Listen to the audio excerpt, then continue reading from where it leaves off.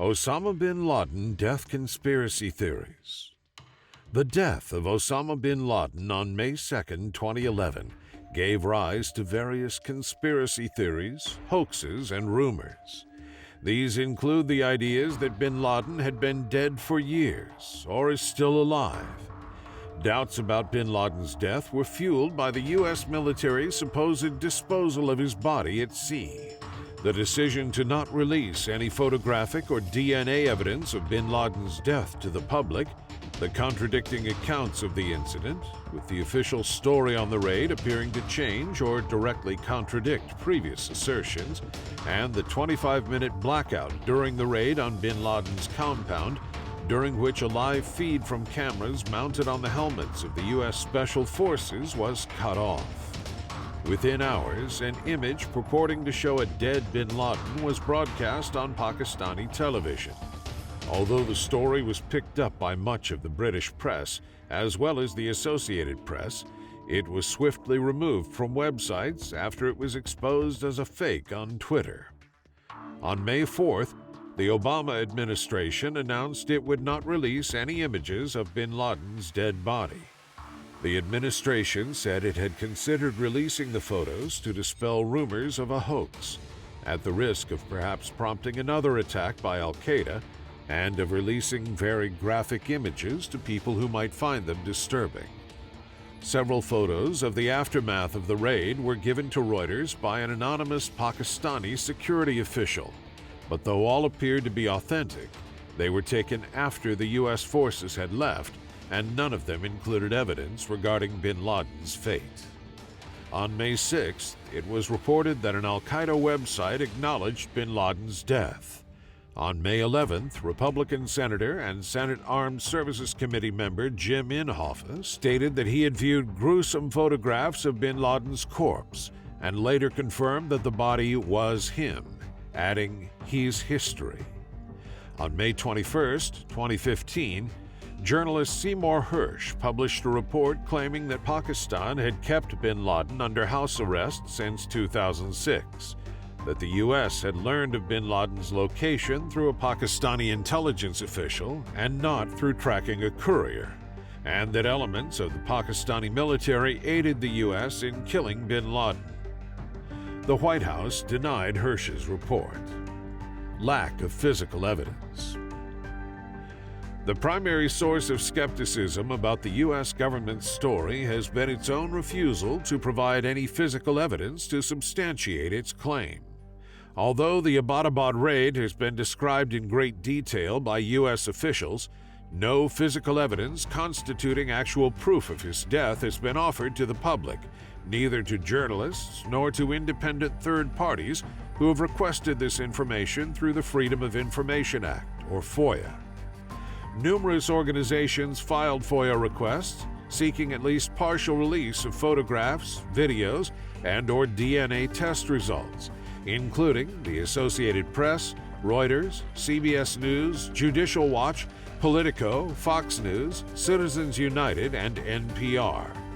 At the time of filing their FOIA request, the Associated Press said, "This information is important for the historical record. That's our view." Michael Oreskes, Senior Managing Editor, The Associated Press. On April 26, 2012, a U.S. federal judge decided in the case Judicial Watch via U.S. Department of Defense et al. That the DoD did not need to release any evidence to the public. Burial at sea. Doubts about Bin Laden's death were fueled by the U.S. military's disposal of his body at sea, though U.S. officials maintained that the burial was necessary because arrangements could not be made with any country to bury Bin Laden within 24 hours, as dictated by Muslim practice. The Muslim practice has not always been followed by the U.S. in the past. For example, the bodies of Uday Hussein and Qusay Hussein, sons of Saddam Hussein, were held for 11 days before being released for burial. In that instance, however, several Iraqi cities were reluctant to grant a gravesite for Saddam Hussein's sons. The decision to bury Bin Laden at sea was questioned by terrorists and by some 9/11 survivors and the relatives of the victims.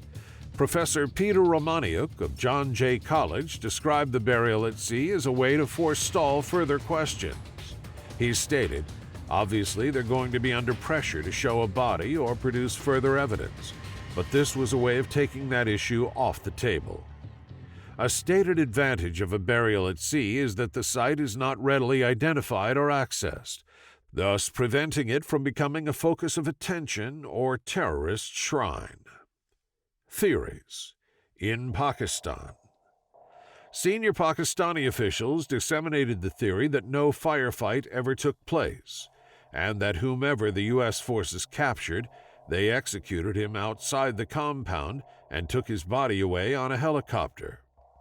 Hamid Gul, the former head of Pakistan's Inter-Services Intelligence, or ISI, stated in an interview with CNN that he believed bin Laden had died many years ago, and that the official death story given out by the American media was a hoax. Furthermore, he thinks the American government knew about bin Laden's death for years. They must have known that he died some years ago, so they were waiting. They were keeping this story on the ice, and they were looking for an appropriate moment. And it couldn't be a better moment because President Obama had to fight off his first salvo in his next year's election as he runs for the presidential and for the White House, and I think it is a very appropriate time to come out, bring this out of the closet. Yet another scenario was reported in an article in the Urdu newspaper Asaf, which quoted military sources as saying, "Bin Laden has been killed somewhere else. But since the U.S. intends to extend the Afghan war into Pakistan and accuse Pakistan and obtain a permit for its military's entry into the country, it has devised the assassination scenario." Bashir Qureshi, who lives close to the compound where bin Laden was shot and whose windows were blown out in the raid, was dismissive. "Nobody believes it. We've never seen any Arabs around here. He was not here." In Iran, a number of Iranians said they believed that bin Laden was working with the U.S. during the entire war on terror. Ismail Qasari, an Iranian MP, said that bin Laden was just a puppet controlled by the Zionist regime in order to present a violent image of Islam after the September 11th attacks, and that his death reflects the passing of a temporary U.S. pawn and symbolizes the end of one era and the beginning of another in American policy in the region. Another MP, Javad Jahangirzadeh, said that it was the U.S. that had carried out the terrorist attacks, and bin Laden was the main source of help. He stated, "The West has been very pleased with bin Laden's operations in recent years. Now the West was forced to kill him in order to prevent a possible leak of information he had, information more precious than gold." Iranian President Mahmoud Ahmadinejad said, "I have exact information that bin Laden was held by the American military for some time. Until the day they killed him, he was a prisoner held by them," in a live interview on Iranian state television. In Turkey, Burkan Yashar, a Turkish politician, stated that bin Laden died of natural causes on June 26, 2006, and was buried. The Americans, he claims, dug out bin Laden's body and displayed it, falsely telling the world that he was killed in an assault. Seymour Hersh. On May 21, 2015, Pulitzer Prize-winning journalist Seymour Hersh published a 10,000-word report, later a book, The Killing of Osama Bin Laden, challenging most aspects of the official account of Osama's death. Among other things, the report claims that the Pakistani Inter-Services Intelligence, or ISI, had kept bin Laden under house arrest at Abbottabad since 2006, and that when the U.S. discovered this, Pakistani Army Chief Pervez Kayani and ISI Director Ahmad Suja Pasha helped the U.S. in killing, not capturing bin Laden.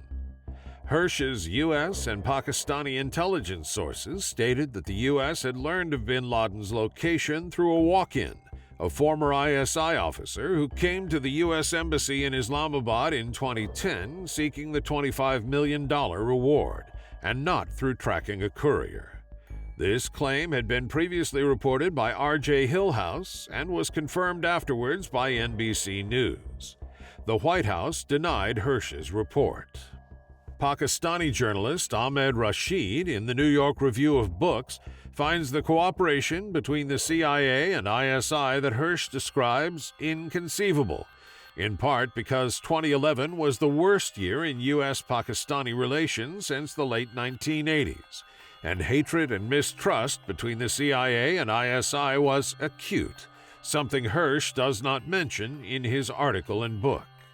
Among the incidents that occurred in Pakistan in the months before the killing of bin Laden were the killing of 2 Pakistanis by Raymond Davis, a CIA contractor, numerous death threats against the Islamabad CIA station chief after his name was leaked, purportedly by the ISI, the cessation of the issuing of visas for U.S. officials, following which the entire U.S. consulate in Lahore was shut down and moved to Islamabad over concerns about security. Increased U.S. anger over the refusal of Pakistan to exert pressure on the Taliban and Haqqani group. The death of 40 Pakistanis, including many civilians and later 24 Pakistani soldiers from U.S. drone strikes. The cutoff of U.S. supplies to Afghanistan by Pakistan. Further adding to the implausibility of Hersh's theory, according to Rashid, is the unlikeliness that either the U.S. would have calmly accepted Pakistan's hiding and protecting of bin Laden, or that the dozens of Pakistani military, police, fire, and bureaucrats whose silence and complicity would have been required for a successful conspiracy would have cooperated with the American incursion. While there was little or no disapproval by the Pakistan public over bin Laden's long residency in Pakistan, the U.S. attack on the compound of bin Laden was so unpopular that just the failure of the military to detect and go after the U.S. helicopters ignited outrage among the media, the public, and the civilian government. Andrew Anthony in The Guardian called Hersh's theories forceful but unconvincing. Zach Dorfman in the Los Angeles Times called Hersh's judgment mixed at best. Rashid, Anthony, and Dorfman were also skeptical of another theory expounded in Hersh's book, that the Ghouta chemical attack that killed hundreds of Syrian civilians were instigated not by the Syrian government, but by rebels aided by Turkey working as agents provocateurs, blaming the Syrian government in hopes of forcing the Obama administration to enter the war against the government. Internet. Facebook groups formed discussing a rumor in what has been dubbed the death hoax. Some blogs theorized that the raid and killing were faked in a conspiracy to attempt to deflect questions about President Obama's citizenship or to boost Obama's approval ratings and guarantee his popularity during the 2012 U.S. presidential election. Others.